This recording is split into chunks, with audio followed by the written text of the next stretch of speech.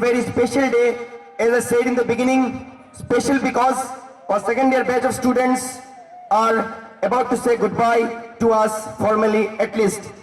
I would rather like to put it as good luck ahead for their future. So dear students, I wish all of you all the very best for your upcoming exams and also wish all the very best for a bright future.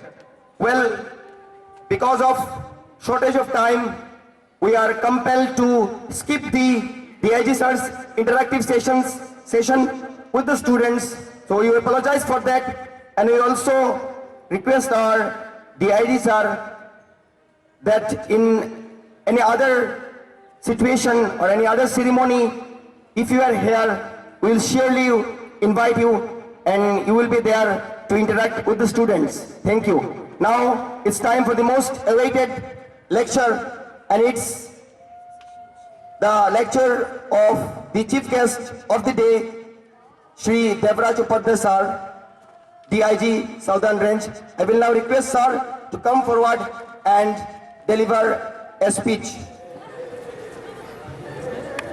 Dr. Bhuyan, who is otherwise belong to this place and remains with certain activity in abroad. Mr. Chaudhary, my friend, editor of local newspaper, respected teachers, and my dear students. First of all, I beg apology for my delayed arrival. Actually, I was not prepared to come also, and I was not presuming the atmosphere to have been of such category or such kind. But anyhow, when SP Kariman rang me, that sir, would you come to Paragon Institution? Then I thought he is also enthusiastic that I would be here.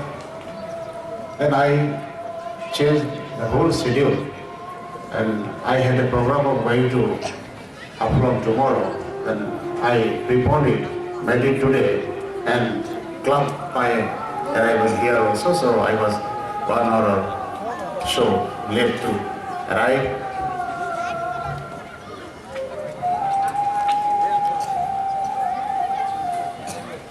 I'll be confining to both English and Hindi so that it is convenient for other people along with the students. And I will try to speak 1 or 2 words in Bengali also, because this area is full of Bengali speaking people. This is socio-cultural feast. पहला मैं यही बताना चाहता हूँ, socio बोलने का साथ आपको society, what is a society, you must know. Cultural बोलने का साथ आपको जानना है, what is a culture. Fest बोलने का साथ जानना होगा, व्हाट इज फेस्टिवल. ये 3 पहला आप जानिए, उसका बाद ही आप समझ पाएंगे सोशियो कल्चरल फेस्ट क्या होता है. हम लोग का confinement, our confinement in learning is that science के स्टूडेंट, साइंस के जो भी स्टूडेंट है वो साइंस में ही कन्फाइन रहते हैं. लिटरेचर ह्यूमैनिटीज के स्टूडेंट उसी में कन्फाइन रहते हैं. कॉमर्स के स्टूडेंट ओनली कॉमर्स जो डायरेक्टिव्स है उसमें कन्फाइन रहते हैं. ये आपको जानना पड़ेगा.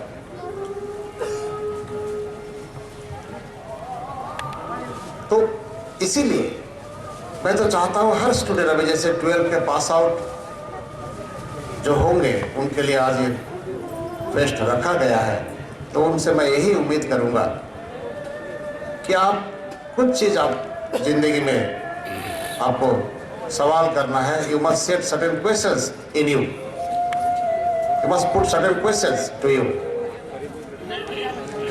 आप क्यों आए हो, व्हाई यू आर फॉर, और आप कहां जाएंगे, व्हाट इज योर डेस्टिनेशन,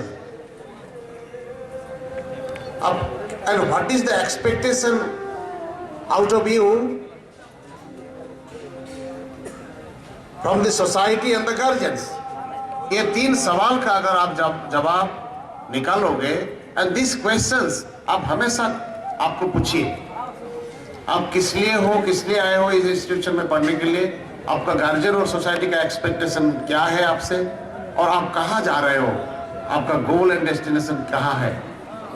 ये चीज को अगर आप हमेशा सवाल करोगे तो आप जो आपका डेस्टिनेशन है इसमें पहुंच पाओगे। और जैसे एसपी साहब ने बोले हैं, आपका कॉलिंग का मुताबिक आप चलेंगे, क्योंकि आप देखिएगा, अब एक बैच में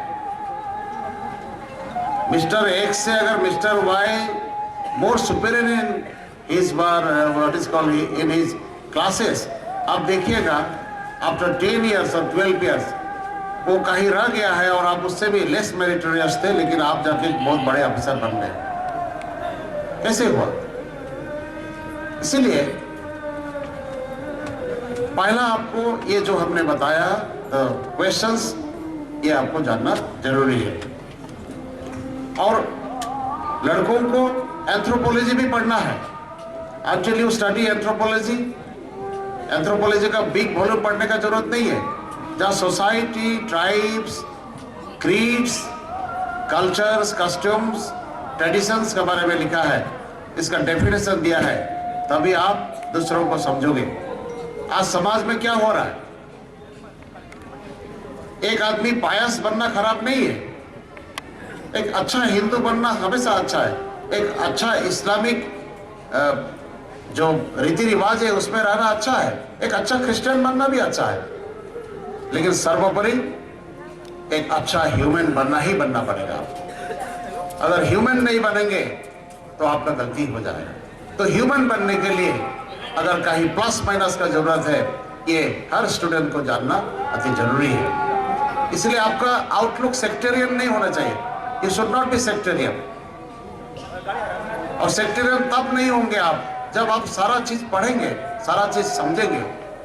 आपका घर का कुत्ता को भी आपको समझना है, आपका घर का डॉग जो है, आपका घर का काऊ है, बफेलोज है, कॉक्स है, इसको भी आपको समझना होगा। आपका गार्डन का ट्रीज को भी आप समझना होगा। समझना मतलब पहचानना होगा। आपसे उनका एक्सपेक्टेशन क्या है, ये आप उसको भी समझना होगा, और उनसे आपका क्या एक्सपेक्टेशन है, इसका भी समझ आपको रखना होगा। ये तालमेल अगर बैठा पाएंगे तो आप जीवन में कंटेंट रहेंगे, और सबसे बड़ा लक्ष्य कंटेंट रहना होता है। और स्टूडेंट इस उम्र में आपको ये होना चाहिए कि आपका एक जुनून, आपका एक जागृता, आपका एक ठोस विचार कि मैं इसको करूंगा। बहुत स्टूडेंट्स हैं कि मुझे इंग्लिश बहुत I what is called find English very difficult. कोई बोलते हैं कि मैथ्स बहुत डिफिकल्ट लगता है, किसी को दूसरा सब्जेक्ट डिफिकल्ट लगता है। डिफिकल्ट नाम का चीज नहीं होता है, मतलब आप पहले ही कंसेप्ट बना के बैठे हो कि ये मेरे लिए डिफिकल्ट है, पहले आप डर गए हो, तो आप लड़ोगे कैसे? इसलिए स्टूडेंट को डिफिकल्ट है बोलने से आपको बोलना है ठीक है मैं तुम्हारा साथ फाइट करूंगा, क्या डिफिकल्टी है देखता हूं मैं। अगर इंग्लिश डिफिकल्टी लगा तो आप देखिए कि ठीक है कितना डिफिकल्टी है, I will fight with it. ये बहुत बड़ा प्रोसेस है, इसका कभी एम नहीं होता है। और जितने भी स्टूडेंट्स हैं इसमें बच्चा को ABCD से अ क ख से आपको फर्स्ट अल्फाबेट से सिखाना पड़ता है, तो उसको सिंबॉलिक गेस्चर पोस्चर का हेल्प से आपको सिखाना पड़ता है। और प्रीम ये जो जूनियर कॉलेज का स्टेज है सेशन है, इसमें we put on different shirts of different colors. That means we keep in different ideology. तो इसके लिए हम लोग का क्वारल अभी कभी होता है, तो हमको हमेशा सोचना है कि हम ह्यूमन बीइंग है, फेलो फीलिंग को आप लोग मजबूत करिए और अच्छा जो भी पढ़ाई आर्ट्स में हो या कॉमर्स में हो या साइंस में हो, जो भी आप पढ़ रहा है, एक गोल आप निर्धारित करिए, have a destination, have an aim, और उसके लिए जितना भी लड़ाई करना है, कोशिश करना है, एंडेवर करना है, ये करिए और अच्छा ह्यूमन बीइंग बनिए। उसी का साथ मेरा भाषण में यही विराम देता हूँ। धन्यवाद।